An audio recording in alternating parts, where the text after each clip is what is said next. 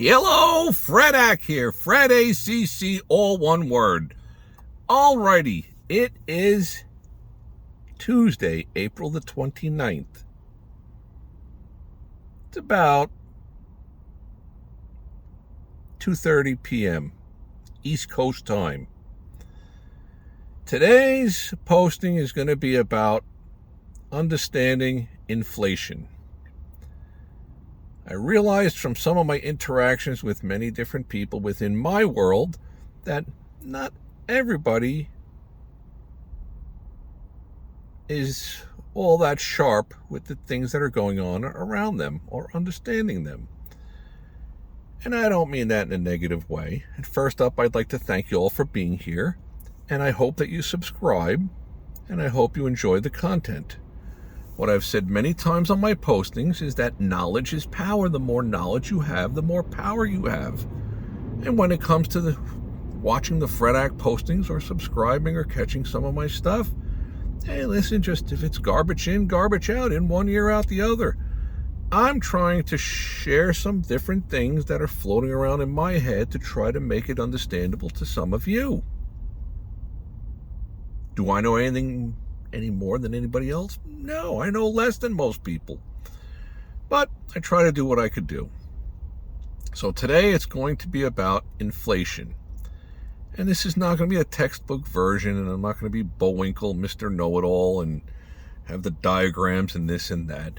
No, I'm going to try to speak to you in just kind of plain understanding, probably using some analogies to try to transpose what's inside my head over into your heads. And for those of you who are followed along and have been subscribed, and you've got some of this XRP, I think our day is going to come. As I've started many of my postings, and I'm concerned about the scammers out there, whether it's for crypto world or anything else, the scammers are out there. Everybody's out to scam you. You ever notice something funny throughout life? Me personally, I purchase most of my things with a credit card. Why? Because I accumulate the points on it. I don't carry a balance. And if you are, I strongly recommend chewing those balances down, because I think we're going into a tremendous economic downturn.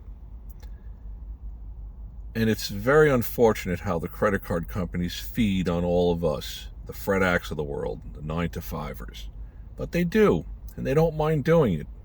They have no problem to do that to us. They grow bigger and stronger financially at the cost of the everyday person. It's kind of not right, but then again, no one comes and puts a gun to my head and says, purchase these things and then carry a balance, which I don't. I would be not happy to be carrying a balance. So if you're carrying credit card balances and paying 17.99% or whatever other criminality they're doing, $24.99 or $29.99, late fees and this bull spit and that bull spit, got to get away from all that stuff. Alrighty, so I want to thank you all for being here today. Today's life's lesson is going to be about inflation and understanding the inflation world. This is what it somewhat comes down to. And once again, I'm deviating away for a moment. Fred Ack, it's one and done. I don't script these things out. I just kind of roll with it and then post it. And if you're here for the aesthetics, you're in the wrong place. If you're here for the knowledge, I think you're in the right place. I do believe strongly in most of the stuff, everything that I post on here. I believe in it. I sincerely believe in it. There's no, buy my course down below, I've got this and that. But that's all stupidity anyway. If somebody had a system that you could win money at the casino or on the horse races or in the stock market, the last thing you're going to do, or the crypto world, is market it and sell it. If too many people get involved with it, it just won't work anymore. You don't want anybody to know about what you've come up with. It's my opinion on it all. So be cautious, be leery. The ones making all that money on the real estate course for $495 is the real estate course for $495. When you can come right here and subscribe to Fred Ack, and it's free, absolutely free. Should have been Free Ack. Oh well. let's get back to the topic of inflation, understanding the inflation game. And I am deviating away a little bit here, a little bit there, but I had mentioned about recession, or about how I think there's a downturn in the economy. I think the recession is coming. Something for people to consider. Why is this new administration making all these bold moves? Is it just that that's what they're planning on doing? Or is there more underneath the foundation? Is there structural damage to the United States printing money endlessly for so many years to the tune of trillions and trillions of dollars? Lions and tigers and bears, oh my.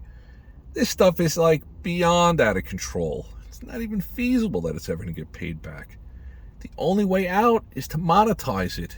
And I posted that maybe 2 months ago. United States financial crisis. I explained the Fred Ag version on how to get out of it. The only other choice is to take that red board, the Etch-a-Sketch with the 2 little white knobs on it, and spell out $37 trillion and have the president come on TV in front of a national world audience and say, it's not sustainable. We cannot afford this. We can't pay for it. So I've come up with a solution. All gone. We're not paying anybody. Hit the reset button. Reset. Alrighty, let's go back over to inflation. This is how the inflation game works. I'm trying to keep it kind of simple. If you work at whatever job, business that you have, and you save your money and you put it in the pillowcase, so you have $10,000 saved in your pillowcase. And I'm using odd examples, but just go along with it all. So you're going to buy a washer and dryer for $10,000 from one of the major brands. But you say, you know what? Let me hold off a little bit. I'm going to keep earning some money, and I'll buy this next year, a year from now. A year from now, the $10,000 that you had saved in your pillowcase, you're like, let me go check that washer and dryer. Now it's $11,500. It's inflated in price. But your $10,000 that's in the pillowcase didn't inflate at all. Now, if you invested in something that you were getting a return, that would be fantastic. But we're going to come back to that in a moment about investing in something. But the reality is that you've lost buying power to inflation. So what most people are trying to do is they're trying to at least find a way to safely mimic inflation. The average person that has a certain amount of a small pile of money, $10,000 in the pillowcase, if inflation is running at, let's say, 5% to make it simple, and a year later, that washer and dryer is $10,500. And you've invested your $10,000 in something extremely safe that was giving you a 5% return, which is $500. You've kept absolute one-for-one pace with inflation. Your buying power is, I can still get that washer and dryer for $10,500, which my $10,000 that I invested into this certain bond or certificate of deposit, whatever it might be, has given me the return to keep pace with inflation. So what are most people trying to do? They're trying to outpace inflation. If inflation runs at 5%, if you can gain 6%, you've maintained your value for that money and a little bit more.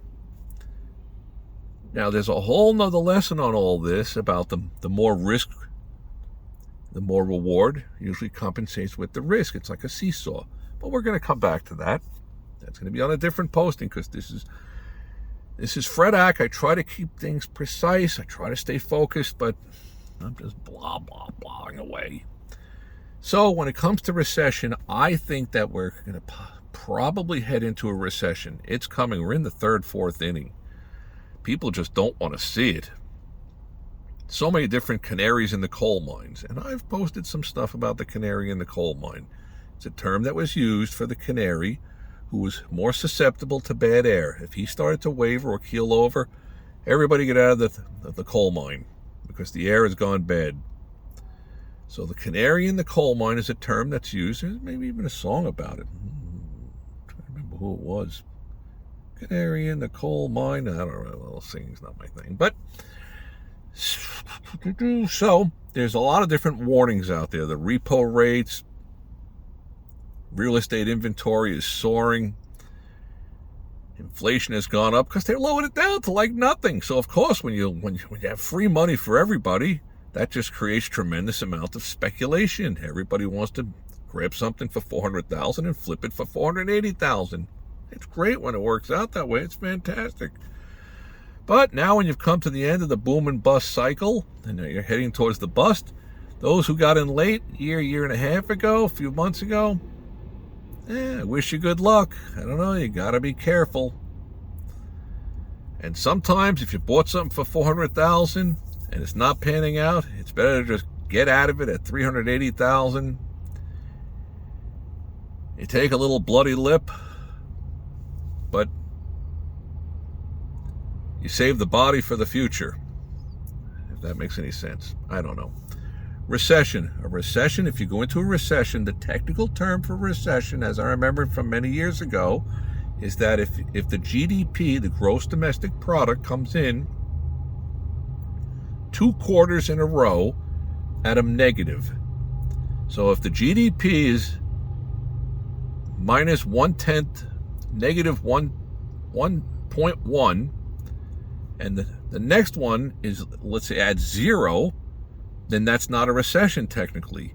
A recession is when the gross domestic product is at a negative number for 2 quarters in a row. And I think we're heading in that direction. But when it comes to numbers, the government can massage these things very well and try to keep out of a recession. And there's a lot of games within the game that are played. Now, in this administration, it's the second term, so there's no third term, not right now, and I don't think that's going to happen, and I hope it doesn't. That's not what we're all about. To me, the basis of this country has always been, if the flag bearer goes down, someone else picks up the flag and moves forward with it. It's not that we're going to have somebody that's going to be in whatever position, the presidency or whatever, forever, which is why I believe in term limits for the people that are in the Senate, the Congress, the House of Representatives. It should just be a lifer there. It's my gut feeling. But everybody has a different opinion about these things, and that's understandable. So for a recession, 2 GDPs at negative numbers back to back. Technically, the country is in a recession. Back to inflation. When it comes to inflation, you're trying to keep pace with whatever's going on with inflation. Inflation is kind of like a small fire that you have, a bonfire going on, and you take some gasoline or a lot of paper, newspapers, and you throw it on there. When you lower the interest rates, you're opening up the water faucet and creating more and more liquidity, more and more money for people to borrow at a cheap rate. And so when that happens, the outcome is usually inflation. More people are chasing after more goods with money. There's too much money out there. And that went on for some years. And this is only my opinion. We had a housing, financial, real estate crisis. We actually had the CMOs, the collateralized mortgage obligations that were all put together in 2002, 2003, 2004. They were packaged as filet mignon. They were throwing everything in there, the grizzle, hamburger meat, everything, and just saying, yeah, this is prime. This is the good stuff. What do we mean by prime and the good stuff? Well, let's just say a person buys a house for $500,000 and they put down $400,000 and they get a mortgage for $100,000, and they're a very solid earning person. They have plenty of net worth. That particular loan, if the house is definitely worth $500,000 or more, the bank is pretty well protected on that mortgage, because if the price drops to $400,000, they still had, the owners of the home actually had $400,000 of their own money in it. So the bank's not at risk of losing their $100,000 unless it went down to like $50,000 in price, which is probably not going to happen. So that loan would be classified probably as a prime loan, like prime meats, high end, very good stuff. Whereas on the flip side of that, you have a $500,000 property that a person buys. They put down the bare minimum $25,000. They get a $475,000 loan. Well, if the price drops more than $25,000, now the lender, the bank, is starting to have a problem with this. And what ends up happening is that, and I'm deviating away a little bit, but somebody knocks on your door, and they say, Mr. Fredak, there's a glitch in your checking account. You owe us $2,800 something. Why? What are you people crazy? I want to get all huffy and puffy. Same scenario. Change it all. Knock. Hello? We're here from Bank of America or whatever. Mr. Fredak, there's been a problem over the last couple of years. You owe Bank of America $17,600,000. I'll just start laughing. The way that it works is that if you owe the bank a small amount of money, you got a problem. If you owe the bank a huge amount of money, the bank has a problem. Think about that.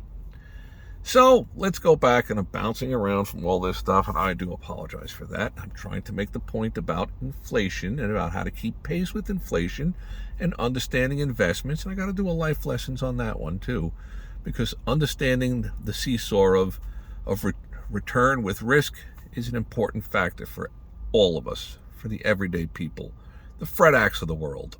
That's what I'm going to be. No more Joe Schmo 9 to 5. It's Fredak 9 to 5. Okay, so going back to the inflation thing. When you have this inflation going on, in the early stages, there's lots of speculators. Everybody wants to play the game, but not everybody out there is a speculator because they don't have the wherewithal to be a speculator. They're young, they're married, they have 2, 3, 4, 5 kids. They're trying to get by. That's just the way that the world is. The speculators are usually going to be the people that are 40, 45, 50 years old and older. But everybody wants to be a player. Everybody wants to be in the game. Everybody wants to make the quick monies. And there's nothing wrong with that. That's what drives our existence. While us mere mortals are here on Earth, that's what we all strive to do. Everybody wants the fancy car. Not Fredak. He's got this jalopy, and I'm fine with it all. Actually very happy with it all. So, to continue with the whole inflation thing, we've now run the course of the collateralized mortgages in 2006, 2007, 2008. And everything got bad. What happened? The government bailed everything out. Bailed out all the banks. They let Bear Stearns, Lehman Brothers, a couple of them collapsed, but then other ones were saved.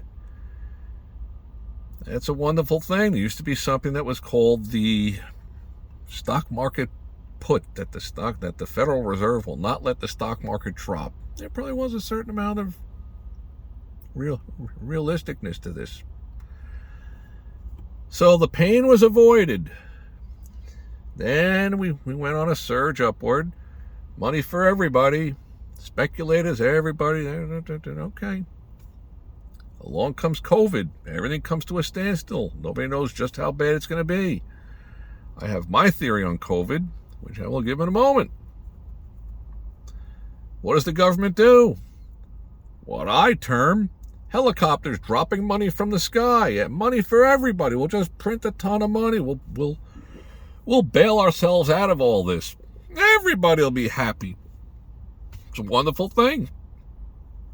Just sit at home and get money for nothing. What was that song? Money for nothing and your chicks for free or something like that. Mark Knopfler? Is that his name? I don't know. You guys will probably comment on that. So once again, the pain was not dealt. It was avoided. We'll avoid the pain. We'll just print like mad. Okay. I don't know. Third time, I don't think it's going to be a charm. I don't know. I can't see how you can get out of all this. There comes a time where the piper's got to be paid. And that's where I think we're coming to, which is why I'm going to try to prepare people through these life lessons on how to do just that. Be prepared. Was it the Boy Scouts? Yeah, I was a Boy Scout a long time ago. Be prepared. That's what it's all about. So I'm strongly suggesting to all of you who subscribe, and I hope you subscribe, hit the likes, smash the likes, don't, whatever you want to do. Leave any comments you have. I definitely do enjoy them. We're going to try to have some numerous postings about a lot of different everyday things, stuff that I think might be helpful to each of you out there. I want to thank you all for being here. Let me get this thing posted out there. Have a wonderful day. May all your days be winning ones. Watch for numerous posts. Watch out for the scammers. Go XRP. Ready to take off, I think. Alrighty. With all that being said, may all your days be winning ones. Watch out for the Kentucky Oaks. Derby thoughts.